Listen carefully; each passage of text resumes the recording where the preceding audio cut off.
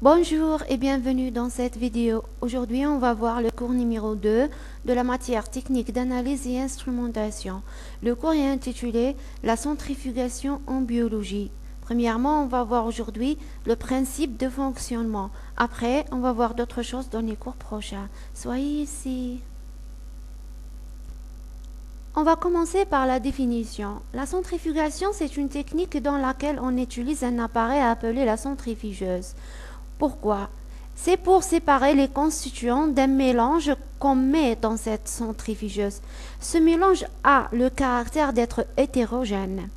Cette technique est utilisée dans les industries et dans les laboratoires. J'ai souligné en rouge les mots centrifugeuse et hétérogène parce que ce sont des mots clés pour la compréhension de la centrifugation.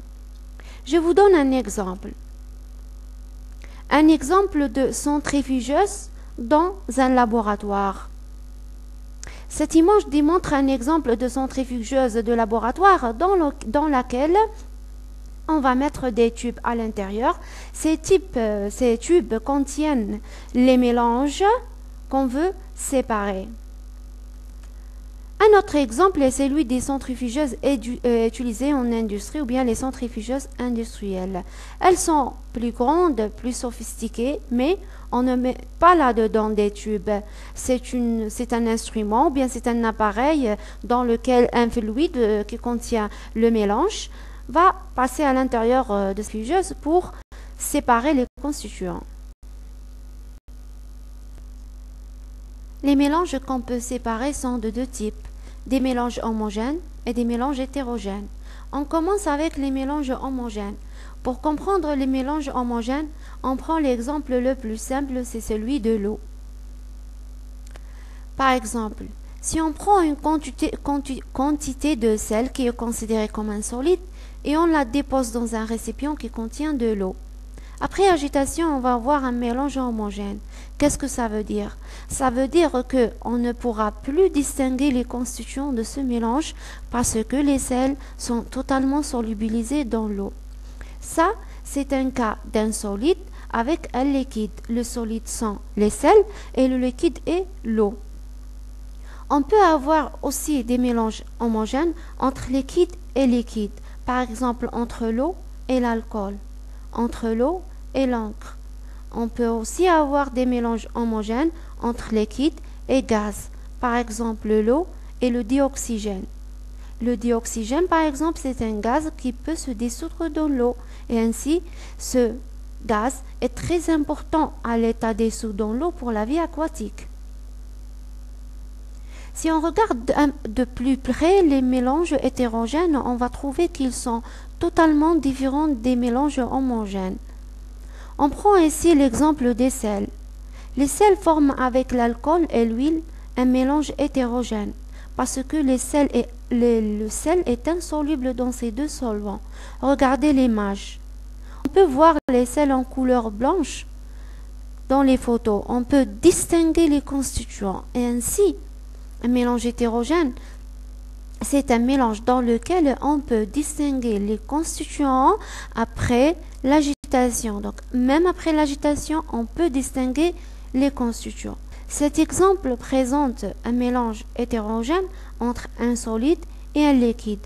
Le solide ici est le sel et le liquide est l'alcool, ou bien le solide est le sel et le liquide est l'huile. Mais aussi, les mélanges hétérogènes peuvent être entre liquide et liquide. L'exemple le plus facile est l'eau avec l'huile, non?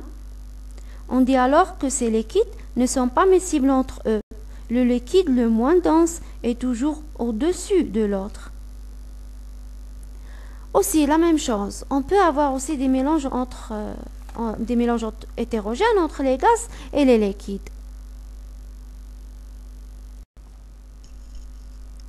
On va voir quelques exemples des méthodes de séparation des mélanges.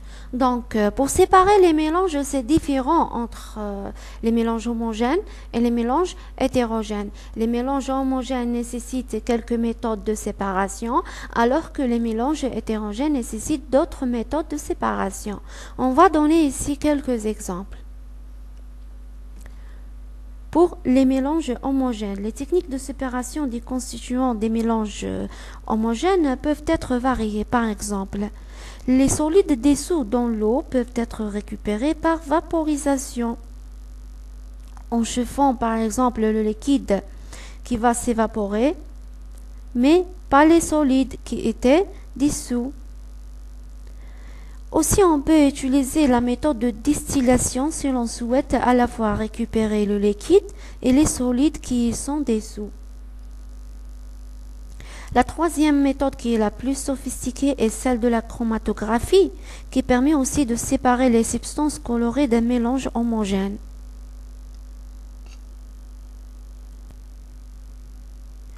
Pour les mélanges hétérogènes, on peut utiliser d'autres méthodes, telles que la filtration qu'on a déjà vue dans le premier cours, la décontation et la centrifugation.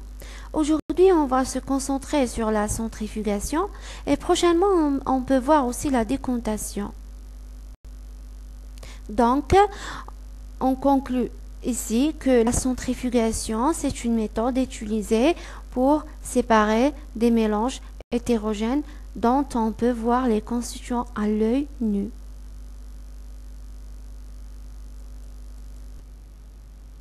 Les types de mélanges hétérogènes qu'on peut séparer avec la centrifugeuse sont, par exemple, solide-solide. Ça veut dire qu'on peut avoir deux mélanges ou bien un mélange qui comprend des particules solides et d'autres solides.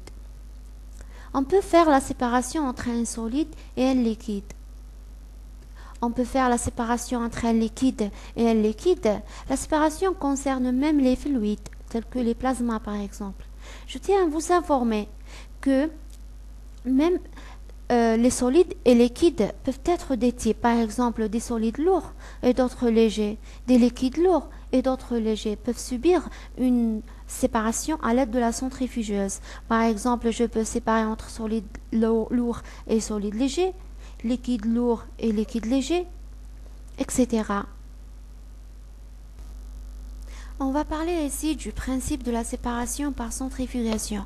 C'est vrai que la centrifugation, bien la séparation par centrifugation, est non dénaturante. Ça veut dire que les particules vont garder leur nature initiale, mais elle les sépare, ou bien elle sépare les particules, elle sépare les constituants, elle sépare les mélanges grâce à des lois.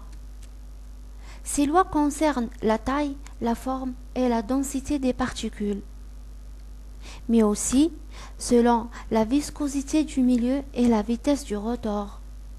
Dans les leçons à venir, on va progressivement comprendre comment la centrifugeuse réussit à faire la séparation selon la taille, selon la forme, selon la densité, etc.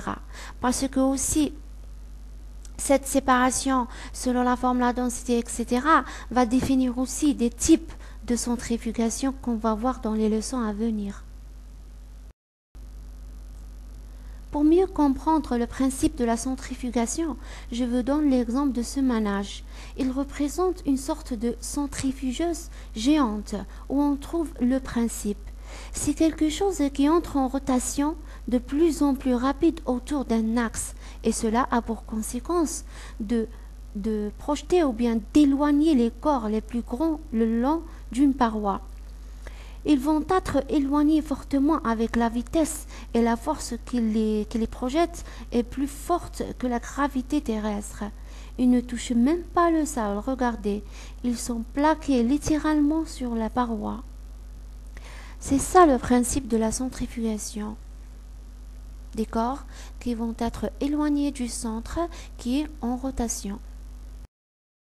Regardez cet exemple d'une centrifugeuse horizontale utilisée dans l'industrie de séparation des huiles d'olive par exemple. Elle contient un rotor central qui tourne avec des vitesses très élevées. Lorsqu'on verse un mélange, la partie solide qui est représentée ici avec une couleur marron va s'échapper vers la paroi par la force centrifuge, alors que la partie liquide va rester plus proche du rotor. Puis, elle va être entraînée vers la sortie. Elle est présentée par une couleur verte. La partie solide, quant à elle, elle va être entraînée vers l'autre côté ou bien la sortie qui existe dans le sens opposé. Ainsi, la séparation et la récupération des deux parties s'effectuent. On regarde ici plus proche, on trouve à l'intérieur que dans les parois, il y a la partie solide avec la couleur marron. Proche du rotor, il y a la partie liquide avec la couleur verte. Et d'un côté et de l'autre, on va récupérer la partie solide et la partie liquide.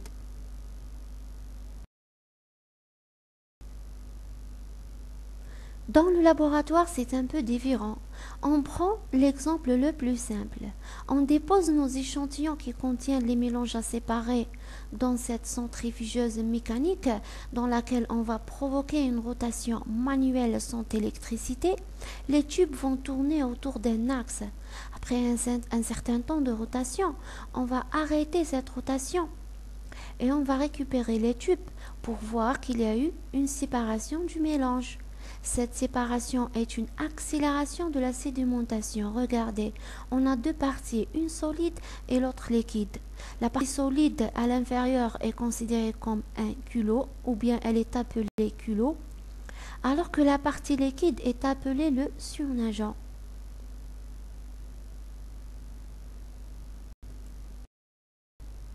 Il y a beaucoup d'autres centrifugeuses qui sont plus sophistiquées et qui utilisent l'électricité pour provoquer une rotation avec des vitesses plus grandes. La centrifugation accélère le processus de sédimentation. C'est quoi en fait la sédimentation?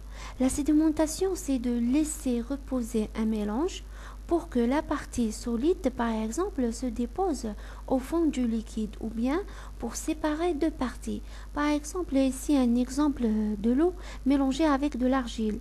Après 3 heures, on peut avoir une séparation. Si on laisse le mélange pour 26 heures, par exemple, on va voir une meilleure séparation par sédimentation parce que la partie solide va se sédimenter. Par exemple aussi de la terre dans l'eau. La terre se déposera au fond de l'eau ou bien au fond et l'eau sera sur le dessus. On peut imaginer aussi un jus d'orange. On le brasse avant d'en prendre parce que la pulpe s'est déposée au fond. On appelle le sédiment la partie solide qui s'est déposée dans le fond. On parle de sédimentation lorsqu'un solide est séparé d'un liquide par l'effet de la gravité seule, parce qu'ici, dans ce cas, il y a seulement la gravité qui joue le rôle de force qui va entraîner la sédimentation. Les facteurs clés de la sédimentation sont la différence de masse volumique entre le solide et le liquide, la taille des particules et la viscosité du fluide. Pour des particules de quelques microns, la sédimentation devient trop faible. Donc, plus les particules sont petites, plus elles sont légères, plus la centrifugation sera importante dans ces cas.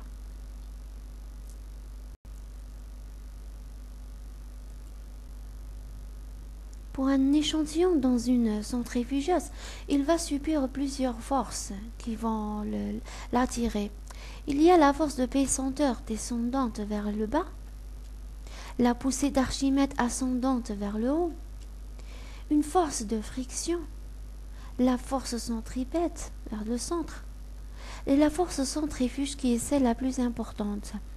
On arrête ici. Dans le prochain cours, on va voir comment la force dans une centrifugeuse agit sur l'échantillon pour provoquer une meilleure séparation, et on va voir aussi les types de centrifugation.